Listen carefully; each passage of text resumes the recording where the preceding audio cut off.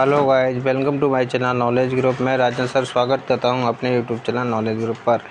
यदि आप इस चैनल पर नए हैं तो चैनल को करें सब्सक्राइब, लाइक करें, शेयर करें ऐसे ही और वीडियो को वॉच करने के लिए।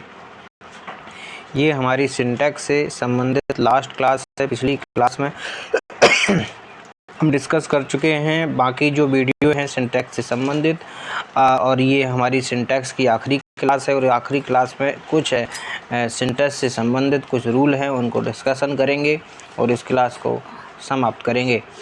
तो चलो चलते हैं। हमारा रूल 59 ये कहता है कि यूथ जो वर्ड है वो युवा अवस्था से यूज करते हैं। युवा अवस्था के साथ हम जो वर्ब यूज करते हैं वो सिंगुलर की अर्थात एस बी वर्ब यूज करते हैं। जैसे एग्जांपल है हिज यूथ वॉज प्लेजर, उसकी जो युवा अवस्था है फुल है प्लेजर से। तो यहाँ पर हमने जो वर्ब यूज की है वो सिंगुलर की यूज की है अर्थात एस बी वर्ब यूज की है। यूथ का मतलब होता है युवा अवस्था, और एज ए सब्जेक्ट के रूप में या सब्जेक्ट के पहले पजे से एडजेक्टिव आता है यूथ के साथ में, तो फिर हमें उसके साथ सिंगुलर वर्ब यूज करनी है। जैसे एग्जांपल था his youth was full of pleasure. Next हमारे पास है टू। अगर यूथ के पहले नंबर यूज हो जाए जैसे 1 2 3 4 5 6, तो फिर हमें यूथ को यूथ्स कर देते हैं, उसको यूथ को प्लूरल बना लेंगे और उसके साथ जो वर्ब यूज होगी वो भी प्लूरल की होगी। जैसे 2 youths were playing in the playground, तो यहाँ पर हमने जो वर्ब यूज कर दी है वो प्लूरल की यूज कर दी है। अगर यूथ के पहले कोई डिजिट यूज होता है जैसे 2 3 4 5 6, इस तरह से यूथ भी प्लूरल में चेंज हो जाएगा और उसके साथ वर्ब जो यूज करेंगे वो प्लूरल की ही यूज करेंगे। नेक्स्ट है हमारे पास रूल नंबर 60।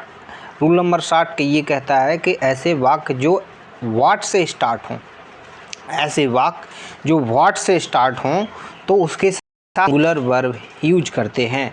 जैसे what I want to buy is a motorcycle, तो what I want to buy is a motorcycle. तो ऐसे वाक्य जो व्हाट से स्टार्ट होते हैं उनके साथ जो वर्ब यूज करते हैं वो सिंगुलर की यूज करते हैं, जैसे हमने लिखा इज। नेक्स्ट है what he like most is this book, तो यहाँ पर हमने जो वर्ब यूज की है वो सिंगुलर की यूज की है। तो ऐसे सेंटेंस, ऐसे वाक्य जिनमें जो व्हाट से स्टार्ट होंगे उनके साथ जो वर्ब यूज करनी है वो एस वी वाली अर्थात सिंगुलर वर्ब यूज करनी है। नेक्स्ट रूल नंबर 61 ये कहता है कहीं पर हार्डली मिल जाए, रेयरली मिल जाए, सेल्डम मिल जाए, नेवर मिल जाए, तो इनके साथ जो वर्ब यूज करते हैं हमें ये देखना होगा सब्जेक्ट क्या है, और उस सब्जेक्ट और नंबर के अकॉर्डिंग ही हमें इनमें वर्ब यूज करेंगे। जैसे यहाँ पर जो ही है सेंटेंस में सब्जेक्ट के अकॉर्डिंग और नंबर के अकॉर्डिंग हमें वर्ब यूज करना है। जैसे लिखा है hardly he does go to school, तो यहाँ पर हमने जो ही है वो सिंगुलर सब्जेक्ट है और उसी के अकॉर्डिंग हमने यहाँ पर डज यूज किया है। तो नंबर और सब्जेक्ट के अकॉर्डिंग किसी भी सेंटेंस में हार्डली, रेयरली, सेल्डम, नेवर इस तरह के वर्ड आपको मिल जाते हैं, तो हमें सब्जेक्ट के अकॉर्डिंग और नंबर के अकॉर्डिंग वर्ब यूज करनी है। जैसे हमने यहाँ पर सिंगुलर वर्ब को यूज किया है, जैसे never does he come here, तो यहाँ पर हमने ही के अकॉर्डिंग यहाँ पर डज यूज किया है, ना कि डू यूज किया है। नेक्स्ट है not only does he read but he also rights, तो नॉट ओनली के साथ कौन सा सब्जेक्ट है और नंबर है उसके अकॉर्डिंग हमें यहाँ पर वर्ब यूज करनी है। जैसे not only does he read but he also rights, तो यहाँ पर ही के अकॉर्डिंग हमने डज यूज किया और यहाँ ही के अकॉर्डिंग हमने राइट्स यूज किया। तो सब्जेक्ट और नंबर के अकॉर्डिंग हमें यूज करना है। कहीं पर भी not only, never, hardly, rarely, seldom इस तरह के वर्ड्स एक सेंटेंस में आपको देखने को मिलते हैं।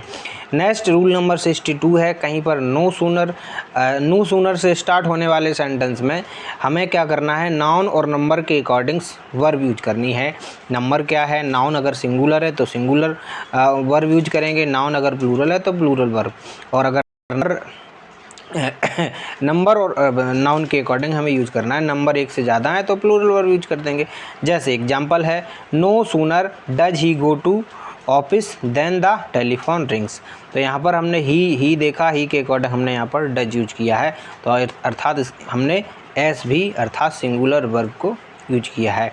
नेक्स्ट रूल नंबर है 63 और रूल नंबर 63 ये कहता है कि कहीं पर आपको मच मिल जाए, मच मोर मिल जाए, लिटिल मिल जाए, लेस मिल जाए, मच लेस मिल जाए, तो इन सब के साथ हमें सिंगुलर वर्ब यूज करनी होती है। जैसे एग्जांपल है much more remains to be done.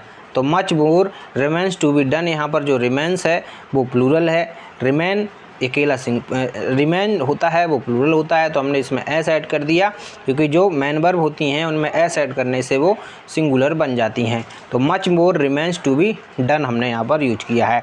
Next है little has been said and much less has been done. तो यहाँ पर हमने हैज़ बीन यहाँ पर भी यूज किया है और यहाँ पर भी, अर्थात हमने जो वर्ब यूज की है मच के साथ और लिटिल के साथ वो सिंगुलर वर्ब यूज की है और मच लेस के साथ।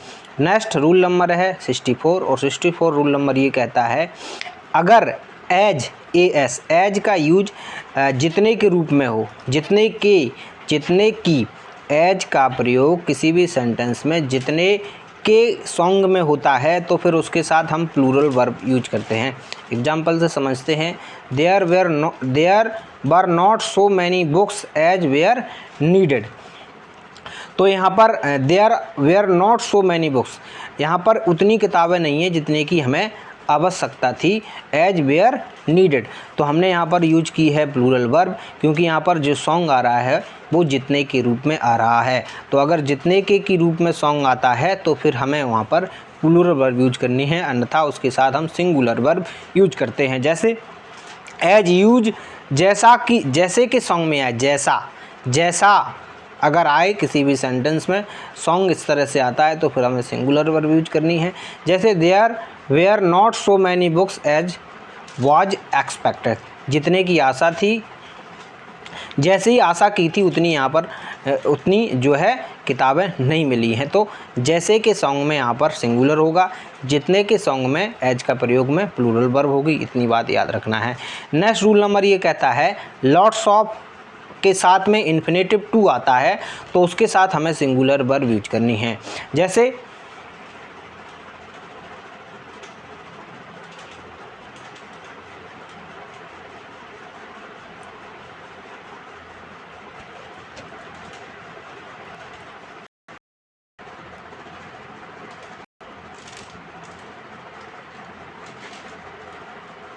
तो रूल नेक्स्ट ये कहता है 65 रूल नंबर ये कहता है कहीं पर भी आपको लॉट्स ऑफ मिलता है